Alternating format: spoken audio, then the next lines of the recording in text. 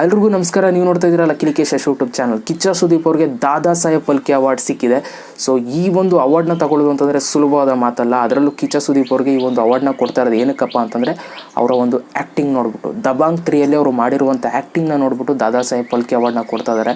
ನಾನು ಆವಾಗಲೇ ಹೇಳ್ದಂಗೆ ದಾದಾ ಸಾಹೇಬ್ ಫಾಲ್ಕೆ ಅವಾರ್ಡ್ನ ತಗೊಳ್ಳೋದು ತುಂಬ ಸುಲಭವಾದ ಮಾತಲ್ಲ. ಓಕೆನಾ?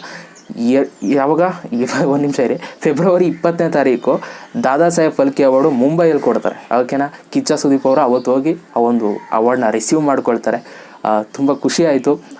ನನಗಂತೂ ನಮ್ಮ ಕನ್ನಡ ಹೀರೋಗಳು ಈ ಥರ ಅವಾರ್ಡ್ಗಳನ್ನ ತಗೊಳ್ತಾ ಇದ್ದರೆ ತುಂಬ ಖುಷಿ ಕೊಡುತ್ತೆ. ಯಾಕೆ ಅಂತಂದರೆ ಬರೀ ನಮ್ಮ ಹೀರೋನೇ ತಗೋಬೇಕು ಅಂತೇನಿಲ್ಲ.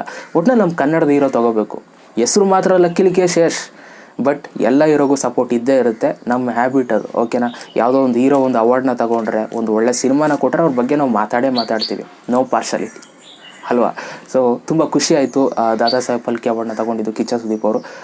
ಇನ್ನೂ ಹೆಚ್ಚೆಚ್ಚು ಅವಾರ್ಡ್ಗಳನ್ನ ತಗೊಳ್ಳಿ ಅಂತ ನನ್ನ ಕಡೆಯಿಂದ ಕೇಳ್ಕೊಳ್ತೀನಿ. ಓಕೆನಾ? ಒಂದು ಒಳ್ಳೊಳ್ಳೆ ಸಿನಿಮಾಗಳನ್ನ ಕೊಡಲಿ. ನಾನು ಕೂಡ ಕೋಟಿಗೋ ಬದ್ರಿಗೋಸ್ಕರ ಕಾಯ್ತಾ ಇದ್ದೀನಿ. ಓಕೆ, ಮತ್ತೆ ಸಿಗ್ತೀನಿ. ಎಲ್ರಿಗೂ ಬಾಯ್. ಜೈ ಹಿಂದ್, ವಂದೇ ಮಾತರಂ.